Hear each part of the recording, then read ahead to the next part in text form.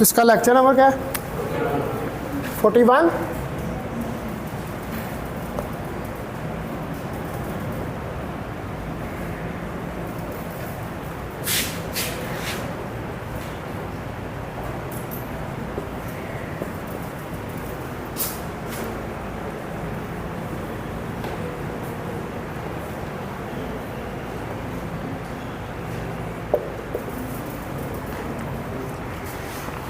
अच्छा, कल हमने जो है वो इसमें स्टडी कर लिया था वीन्स लॉ, ठीक है।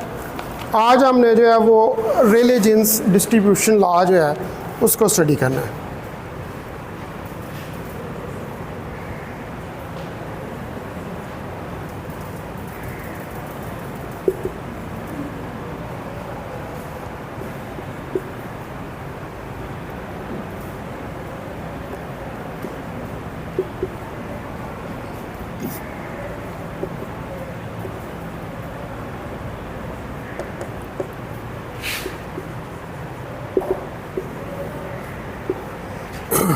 तो कल हमारी डिस्कशन जो है वो इस चीज़ के ऊपर एंड हुई थी कि जो वीन्स का डिस्ट्रीब्यूटिव लॉ था वो फिट नहीं था हो रहा शॉर्ट वेवलेंथ लॉन्ग वेवलेंथ के ऊपर, शॉर्ट वेवलेंथ के ऊपर फिट हो रहा था। तो फिर इस मसले को हल करने के लिए रेले और जीन्स ने 1900 में मैक्सवेल बोल्ट्जमैन स्टैटिस्टिक्स से ड्राइव किया एक डिस्ट्रीब्यूटिव लॉ जो कि एक्सप्लेन करता था ब्लैक बॉडी रेडिएशंस को। इन्होंने भी एक लॉ मैक्सवेल बोल्ट्जमैन डिस्ट्रीब्यूशन लेकर ड्रा किया जो कि डिस्क्राइब करता था ब्लैक बॉडी रेडिएशन के स्पेक्ट्रम को। इन्होंने ये ज्यूम किया कि जो रेडिएशन है वो कंसिस्ट कर रही है स्टैंडिंग वेव्स की इनसाइड द कैविटी, यानी कि इनसाइड द कैविटी जो रेडिएशन है वो स्टैंडिंग वेव्स हैं।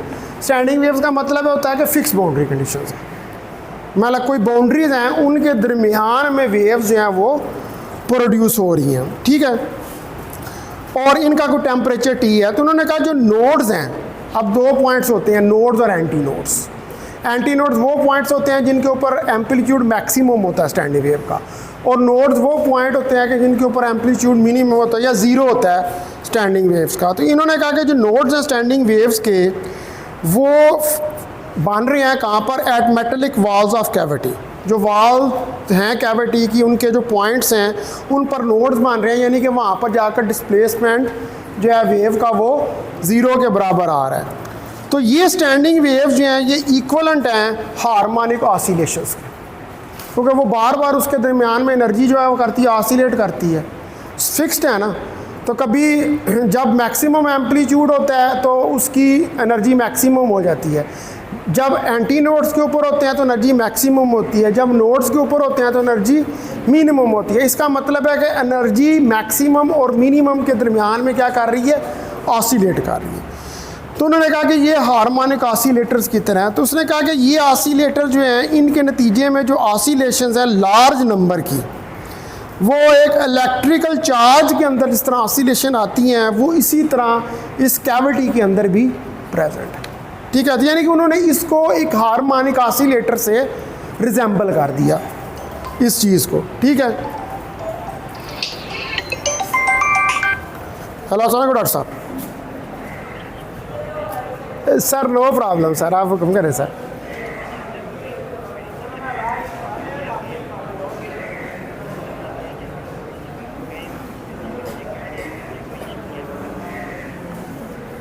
अच्छा चले सर, मैं ना अभी मैं क्लास के अंदर हूँ तो मैं फिर प्रिंसिपल साहब को जाके कहता हूँ क्लास के बाद, ठीक है। जी सर, मैं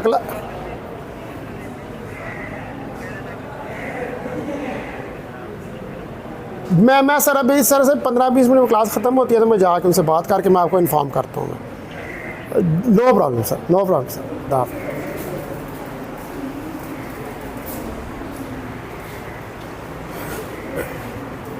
आ जाए। अच्छा, तो इसमें यहाँ पर ये जो ऑसिलेटर है इस कैविटी के अंदर, यानी कि ये स्टैंडिंग वेव्स जो हैं इनको आप क्या कंसिडर कर रहे हैं एज सिंपल हार्मोनिक ऑसिलेटर्स। तो पहली बात है कि ये लॉ किसकी मदद से ड्राइव हुआ था? रेले जीन्स ने इसको बोल्ट्जमैन डिस्ट्रीब्यूशन से ड्राइव किया था। तो रेले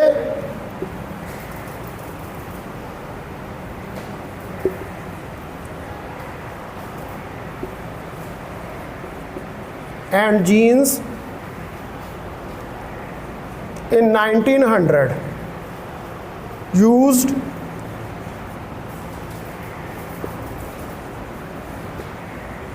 Maxwell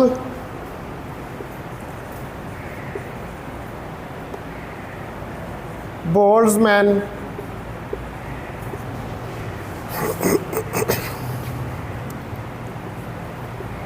statistics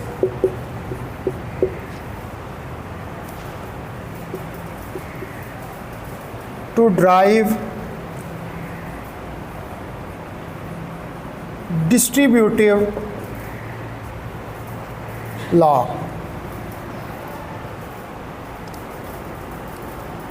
To explain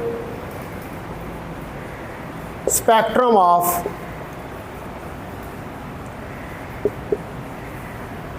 black body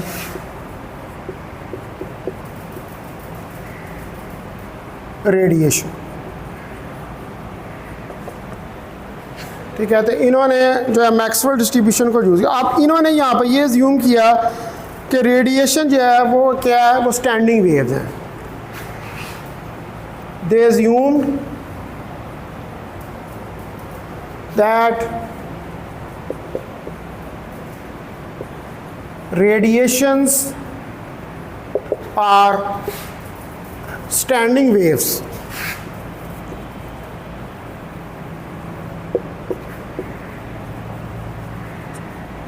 inside the cavity.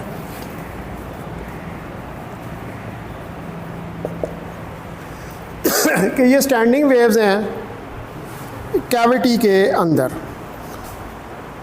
ठीक है, और ये जो स्टैंडिंग वेव्स हैं ये सिमिलर हैं to simple harmonic oscillator. The standing waves are similar to simple harmonic oscillator. और ये स्टैंडिंग वेव सिमिलर हैं किससे, सिंपल हार्मोनिक ऑसिलेटर से, यानी कि इसमें भी जो है वो ऑसिलेशंस हो रही होती हैं।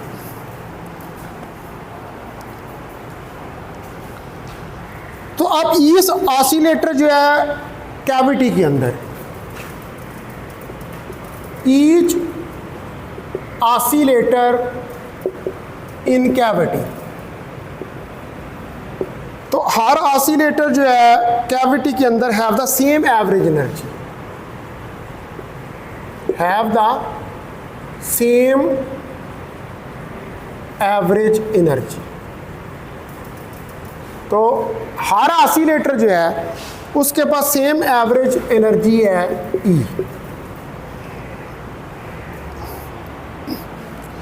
irrespective of their frequencies according to equipartition theorem। ठीक है, इनकी जो यानी कि फ्रीक्वेंसीज हैं उसको छोड़ के इनकी सब की एनर्जी, एवरेज एनर्जी जो है वो क्या है, वो सेम है, जैसा कि आप इक्विपार्टीशन थ्योरम के अंदर पढ़ते हैं।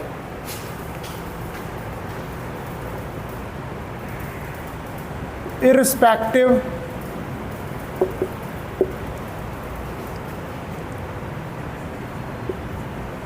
of their frequencies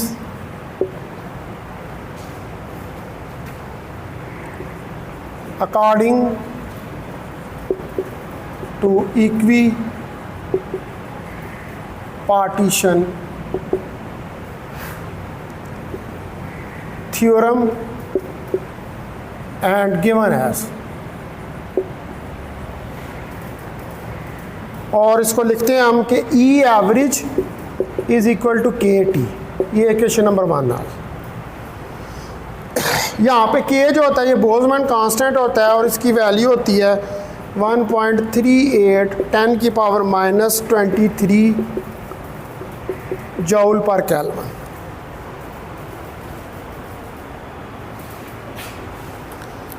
ठीक है, अब इस चीज़ को स्टडी करने के लिए अब यहाँ पर चूँकि हमने कंसेप्ट इंट्रोड्यूस करवा दिया किसका, स्टैंडिंग वेव्स का। ठीक है, तो स्टैंडिंग वेव्स के कंसेप्ट की वजह से हमें क्यूबिकल बॉक्स कंसिडर करना पड़ेगा।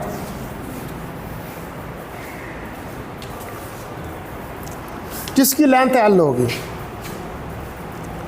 Consider a cubical box. एक क्यूबिकल बॉक्स जो है उसको कंसिडर करें of side L as cavity.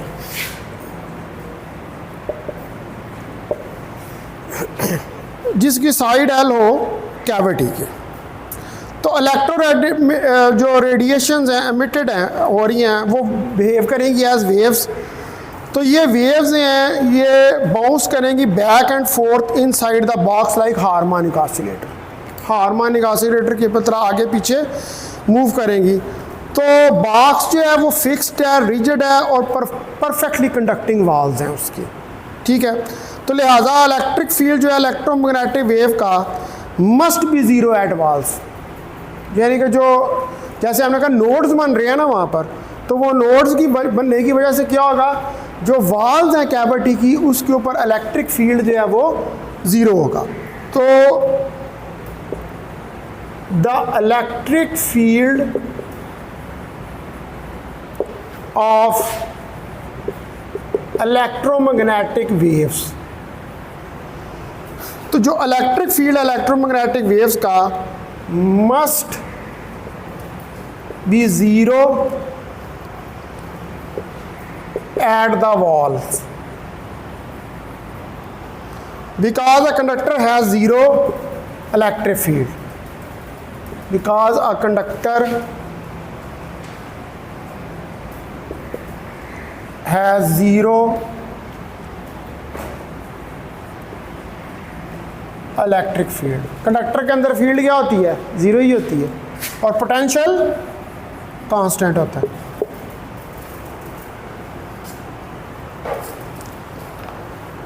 तो इसका मतलब है कि नोड्स जो हैं वो फॉर्म होते हैं at the walls of the cavity. Hence nodes are formed at the walls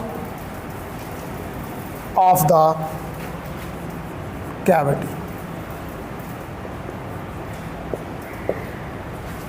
यानी कि जिनके ऊपर डिस्प्लेसमेंट जो है वो ज़ीरो होता है। ठीक है, तो स्टैंडिंग वेव जो हैं ये फिट हो जाती हैं बॉक्स के अंदर और ये मल्टीपल होती हैं हाफ वेव लेंथ का। तो इसको हम देख सकते हैं, यानी कि मिसाल के तौर पर अगर मैं यहाँ पर स्टैंडिंग वेव्स बनाता हूँ, यानी कि मोड्स जो हैं उनको बनाता हूँ, तो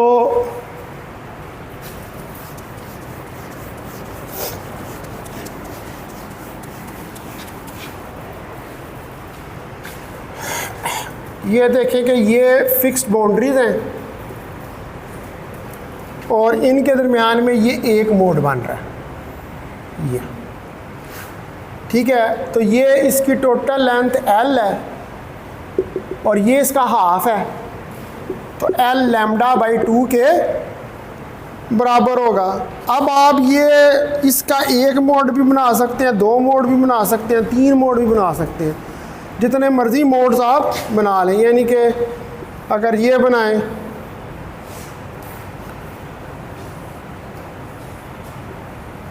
तो ये 2 मोड बन जाएंगे। ठीक है, और अगर इससे ज़्यादा कर दें तो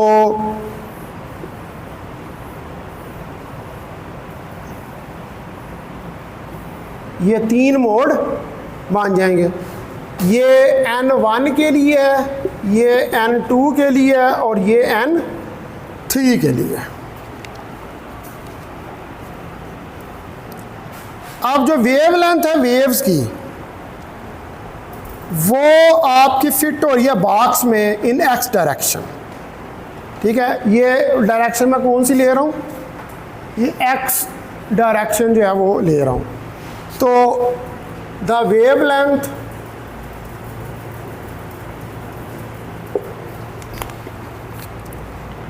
of waves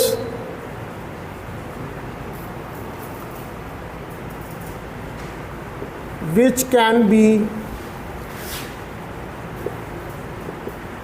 fitted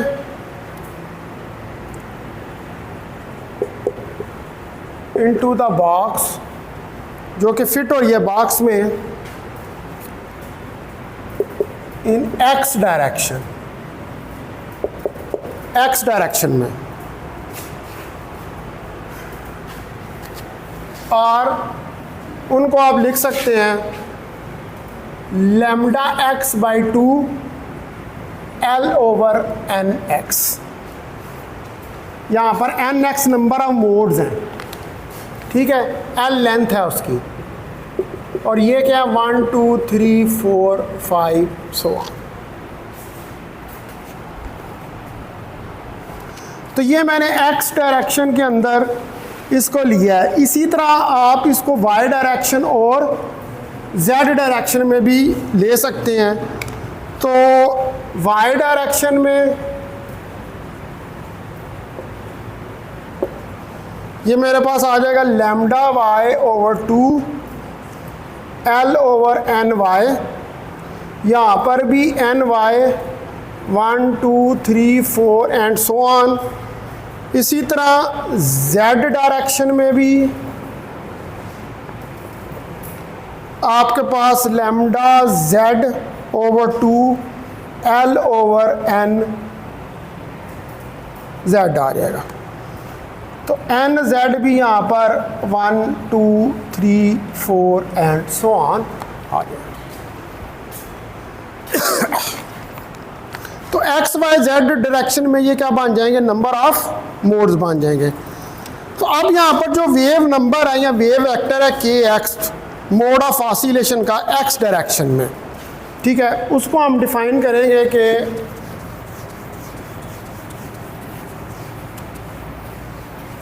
x direction में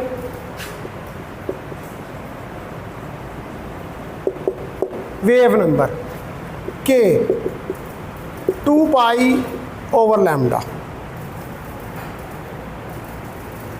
ये आ जाएगा। तो जो वैल्यू है इस के एक्स की, ये आपके पास आ जाएगी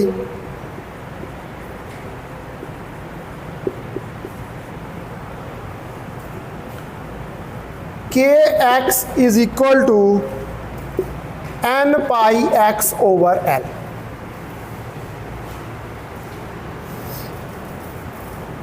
ठीक है, इसी तरह जो वैल्यू है के वाई की, वो आपके पास आ जाएगी N pi Y over L. इसी तरह के जेड की वैल्यू आ जाएगी N pi Z over L. तो इसका मतलब है कि ये एक 3 डायमेंशनल आपके पास सिस्टम जो है वो बन रहा है, जिसमें के एक्स के वाई और के जेड जो हैं वो आ रहे हैं। तो ये एक क्यूबिकल अरे ऑफ पॉइंट्स जो है उसको फॉर्म कर रहा है। तो मैं अगर इसकी फिगर बनाऊं तो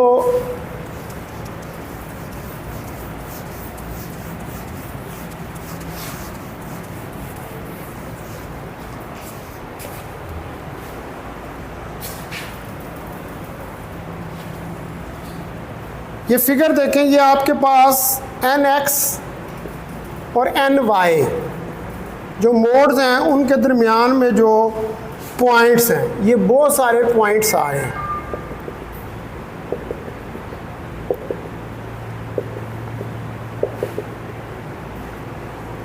ठीक है, और इधर से अगर मैं ड्रा करूं एक ये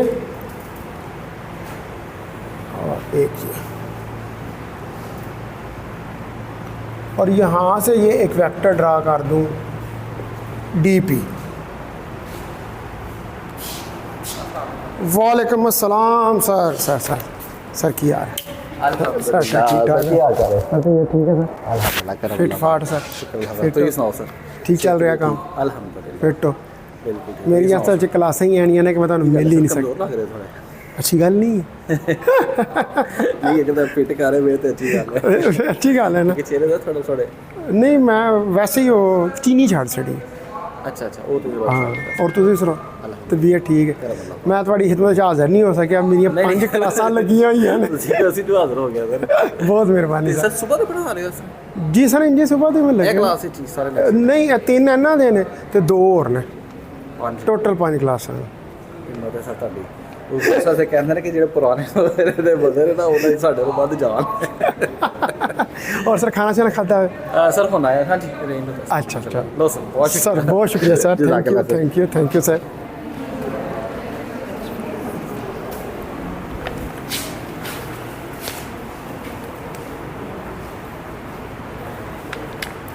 अच्छा तो अब ये जो वेव्स हैं ये ऑसिलेट करेंगी किस में 3 डायमेंशंस में और इनके जो कंपोनेंट्स हैं वो किस फॉर्म में होंगे वो के वेक्टर्स के फॉर्म में होंगे और वो के वेक्टर्स क्या होंगे आपके पास के एक्स के वाई और के जेड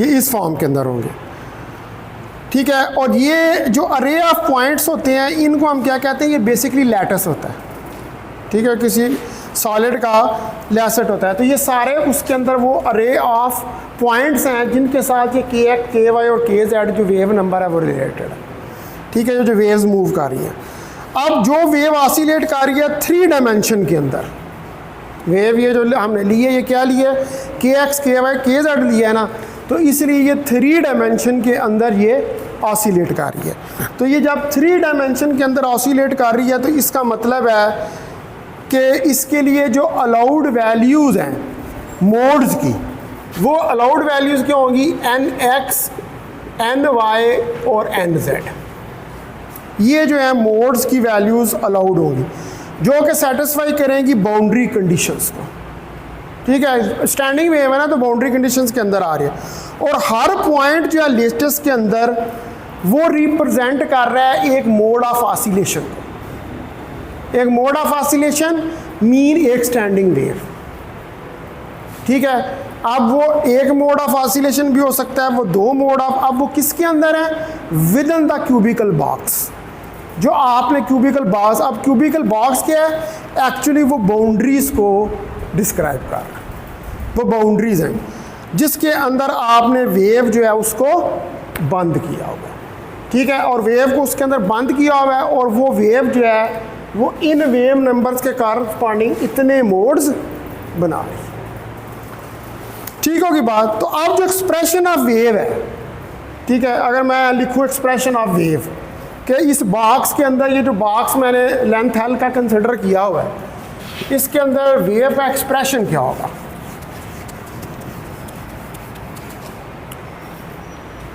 तो वो आप देखें कि एक्स डायरेक्शन में जो वेव का एक्सप्रेशन है वो psi of x a naught sine k x x के बराबर होगा ठीक है तो अब मोड ऑफ ऑसिलेशंस जो हमारे पास 3 डायमेंशन के अंदर है ये तो मैंने एक में लिखी है ना तो 3 के अंदर साई एक्स वाई जेड मेरे पास क्या हो जाएगा ए naught sine k x x sign के वाई वाई और साइन के जेड जेड अब जो यहाँ पर ये मैंने 3D के अंदर ये वेव लिख दी अब जो टाइम डिपेंडेंस है इस वेव की वो हम लिख लेंगे psi of t is equal to a naught sine of omega t अब यहां पर 3 डायमेंशनल वेव इक्वेशन अगर आप देखें वेव इक्वेशन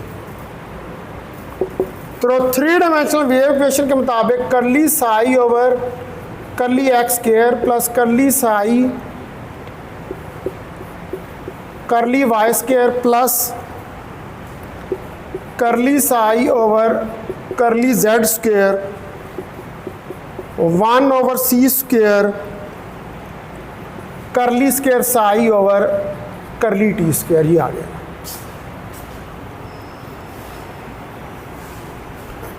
तो अब जो के स्क्वेयर एक्स प्लस के स्क्वेयर वाई प्लस के स्क्वेयर जेड, इन सब को मैं जमा कर दूं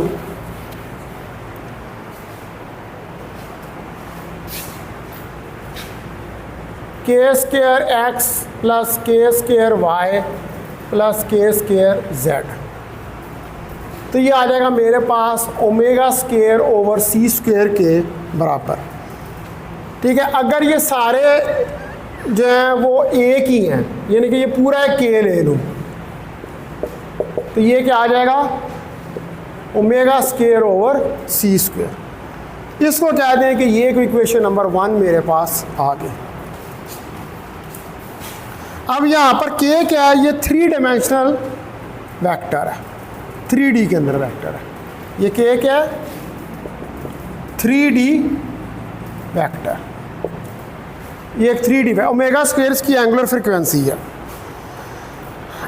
अब आप देखें कि जो के स्क्वेयर एक्स, के स्क्वेयर वाई और के स्क्वेयर जेड है, ठीक है, इन सब को मैं जमा करूँ, अगर वो जो पीछे मैंने इक्वेशंस लिखी थी के एक्स के वाई और के जेड की, किस फॉर्म में N pi N Y N X over L और N pi Y over L और N pi Z over L, ये लिखी थी ना मैंने पीछे इक्वेशंस। ये सारी इक्वेशंस जो हैं अगर इनको मैं जमा कर दूँ, यानी कि के स्क्वेयर एक्स प्लस के स्क्वेयर वाई प्लस के स्क्वेयर जेड, ये सारी जमा कर दूँ तो pi square over L square common निकल आएगा, अंदर आएगा n square x plus N square Y plus N square Z. तो ये पूरा के हो गया, तो pi square over L square N square x plus N square Y plus N square Z.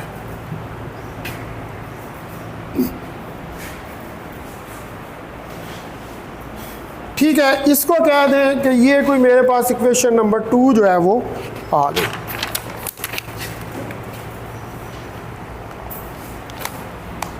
अब आप जो इक्वेशन है आपके पास 1 और 2, इसको कंपेयर करें। कंपेयर 1 और 2, 1 और 2 को कंपेयर करें तो omega square over C square is equal to pi square over L square N square x plus N square Y plus N square Z.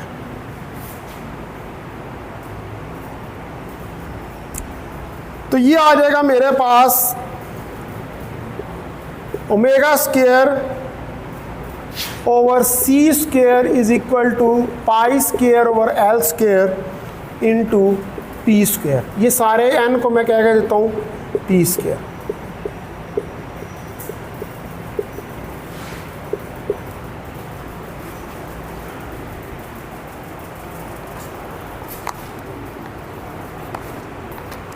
तो ये इतने नंबर ऑफ मोड्स मेरे पास 3D के अंदर जो हैं वो निकल आएंगे। ठीक है, अब इसके बाद जो है वो हमने ये जो मोड्स होते हैं, ये जो नंबर ऑफ मोड्स निकले हैं, इनकी काउंटिंग करनी है। ठीक है, काउंटिंग ऑफ मोड्स जो है वो करना है।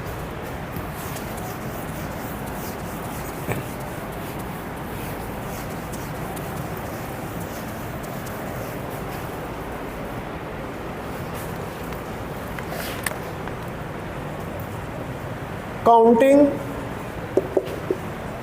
Of modes. तो जो नंबर ऑफ मोड्स ऑसिलेशन है, frequency interval mu two due mu के अंदर नंबर ऑफ ऑसिलेशन,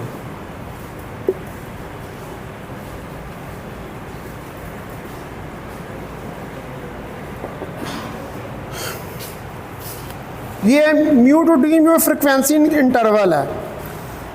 तो यहाँ पर हम काउंट करेंगे number of latest point in interval of के स्पेस, के स्पेस के इंटरवल में। अब के स्पेस का इंटरवल क्या होगा, के टू डी के, और ये कारस्पॉन्ड करेगा किसको, म्यू से to mu plus d mu, इसके अंदर जाएगा फ्रीक्वेंसी रेंज के अंदर।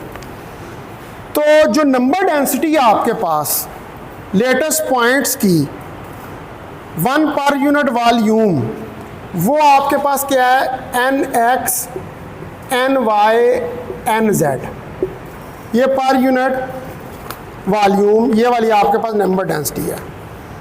तो ये एन एक्स एन वाई और एन जेड जो हैं, इनकी वैल्यूज पॉजिटिव होंगी। ये सारे क्या हैं, आर पॉजिटिव। ये जो नंबर ऑफ मोड्स बन रहे हैं ये क्या है, ये पॉजिटिव हैं। तो जो 1/8 ऑफ द स्फीयर है of radius P is consider for these positive values. तो जो मैंने वो पीछे फिगर बनाई थी उसमें मैंने एक पोर्शन बनाया था 1/8 ऑफ द स्फीयर का, ठीक है। तो उस 1/8 ऑफ द स्फीयर के अंदर मैंने क्या लिया है, ये n x n Y n z जो है, इनकी पॉजिटिव वैल्यूज जो हैं वो ली हैं। तो जो वॉल्यूम है, the V of spherical shell,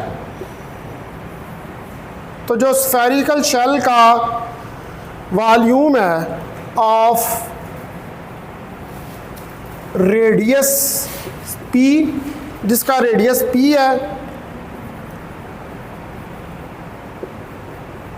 and thickness d p, जिसकी थिकनेस डी पी है, इज गिवन एज, तो ये आपके पास आ जाएगी v is equal to volume 4 pi P square D p, ये आ जाएगा।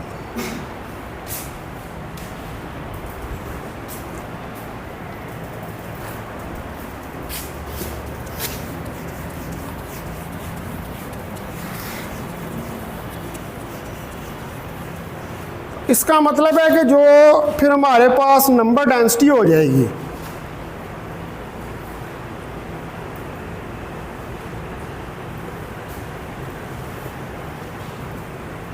Density that is equal to 1/8 part में मोड्स जो है, number of modes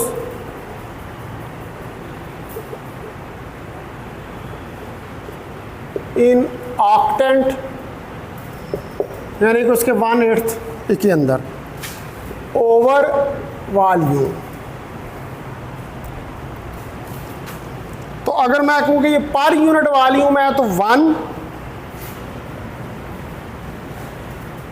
number of modes in octant divided by 4 pi P square D P आ जाएगा। तो अब जो नंबर ऑफ मोड्स हैं in the octant is the number of modes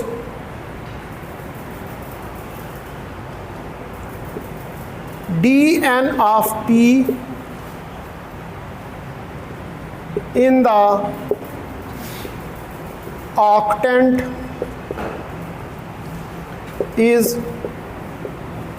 dn of p 1/8 4 pi square 4 P square dp, ये आ जाएंगे number of modes. और रेडियस ऑफ स्फीयर जो है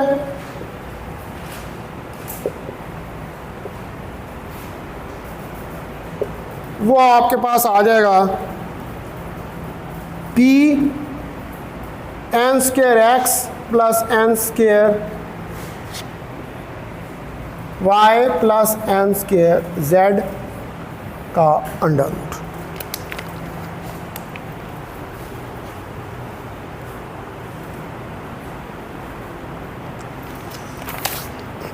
अब आपके पास यहाँ पर इसके 8 किस्म के जो मोड्स हैं वो इसके अंदर बन जाएंगे। उसके 1/8 पार्ट के अंदर 8 तरीक़ों से आ जाएंगे। तो वो उसका अगर मैं टेबल बनाऊँ उन नंबर ऑफ मोड्स का,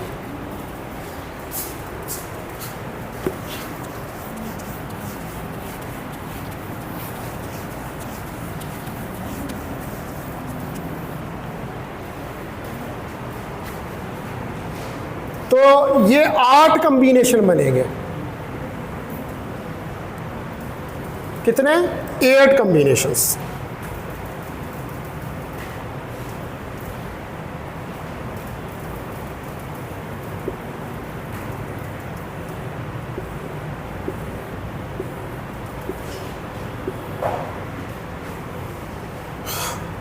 वन, 2, 3, 4, 5, 6, 7, 8।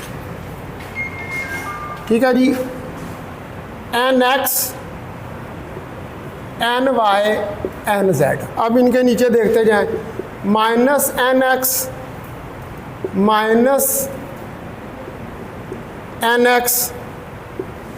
NX, फिर NX, फिर -NX, फिर -NX और फिर NX। -NY, -NY, NY, -NY, फिर NY, फिर -NY, फिर NY, ये आ जाएगा। ठीक है। उसके बाद -NZ, NZ,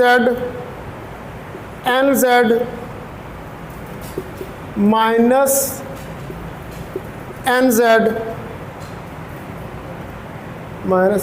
सॉरी माइनस नहीं आएगा साथ, NZ, इससे अगला -NZ, फिर NZ, फिर -NZ और -NZ।